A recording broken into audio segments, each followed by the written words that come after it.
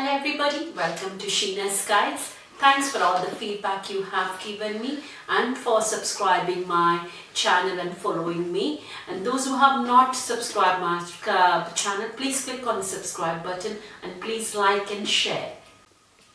Today I have Jane, who is a clinical pharmacist in UK, with me to answer a few of my questions which was asked by me by many of the students who are pharmacists in other countries.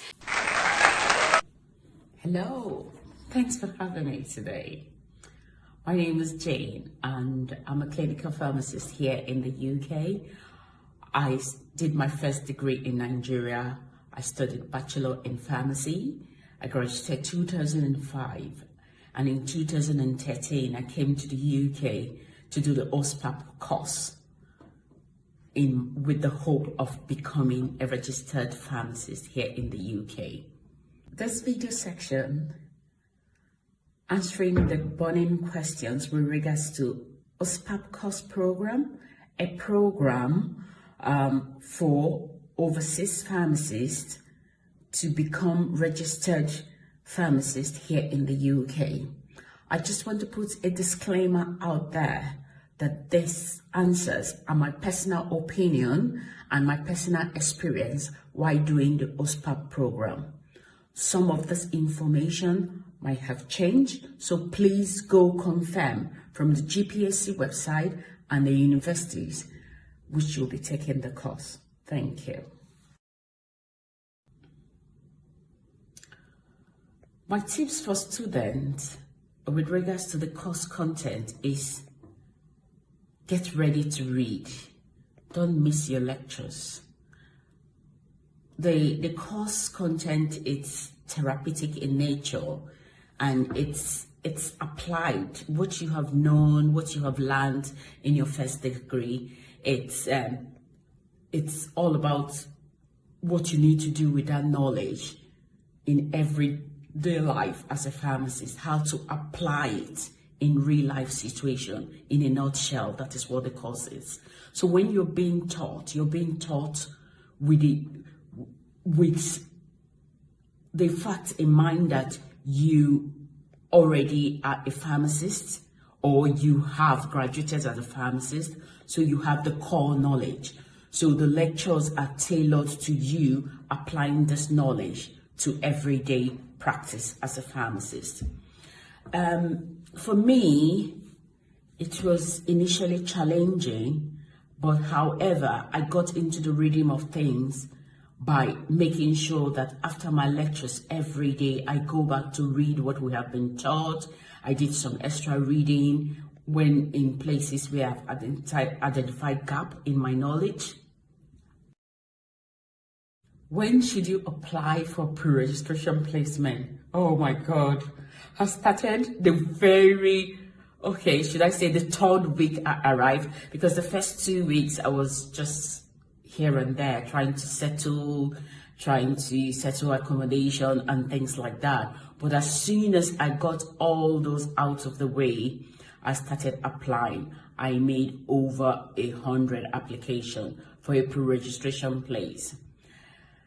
It was challenging, not because there were no pre-registration places.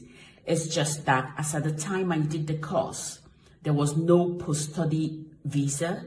So if I didn't get a pre-registration place, that means I would have had to go back to my country. So I needed someone to sponsor me to do the pre-registration place. So the initial time when I went for interviews, when I'm given offers, and I informed them that I don't have a visa to work here, they said, oh, sorry, we cannot employ you as a result of that because we don't sponsor. Does the university help you for pre-registration places? Technically no, because it's your responsibility to apply. However, some companies approach the university to tell them they are looking for pre-registration students, and they make that information available to everyone. They send us as a mail. So depending on how many employers approach the universities, aside those that are sent to you by the universities, you have to on your own go online and look for companies that are looking for pre-registration students. Don't put your eggs all in one basket. Apply to the ones that are sent to you by the university, and also go out there and look for chemists, pharmacy that are looking for pre-registration students. You will find those information in a lot of places. Well, you can apply to local chemists. You can even walk to some of the local chemists within wherever town you're studying to ask if they need a pre-registration student. However, when it comes to hospital and GP, as at the time of making this video, for GP, it's a no. This can change in the future, and for hospital, it's done centrally. So when you come around, you will know about it. But for the OSPAP, usually because the MPharm students apply for a pre-registration placement in their year 3, by the time the OSPAP student comes in, a lot of the big companies, hospitals have completed their application process. But don't get discouraged. Sometimes, depending on when you arrive, it might be towards the end. That is why I say as soon as you settle, just start finding information. Okay, the portfolio. Again, it's not a big challenge with regards to the portfolio if you start doing the writing from day one. But if you procrastinate, leave it till the end, it becomes a real big challenge. Depending on where you're doing your pre-registration placement, usually I did it in one of the big companies.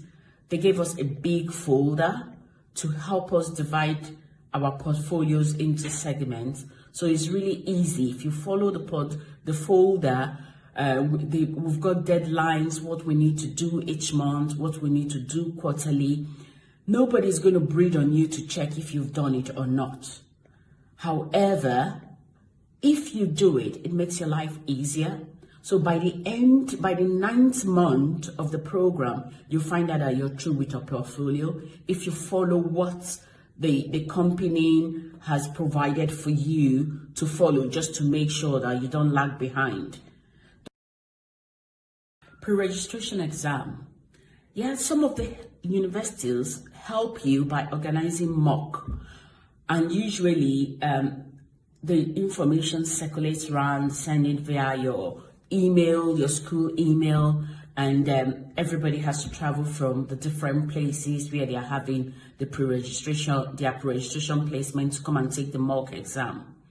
However, don't worry about that if you're not able to make the mock exam organized by your university, or if the university you finally attend does not do a mock exam. There's loads of other mock exams that you can pay for.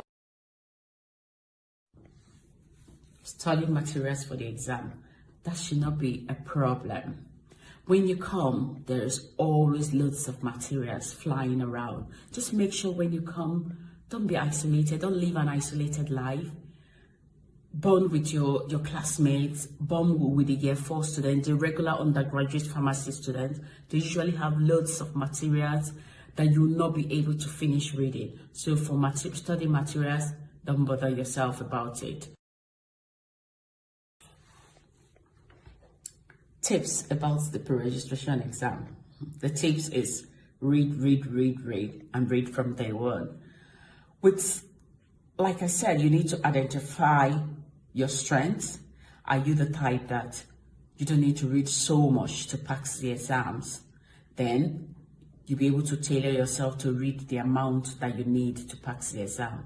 But for me, I was an average student.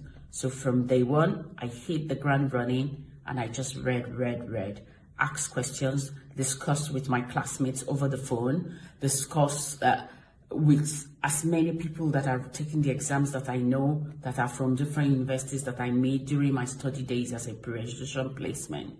So I would say the tips is just to read. If you read, whether you're average, you're a good student, you will not find it difficult. But if you don't read, no matter how good you are, you're going to struggle.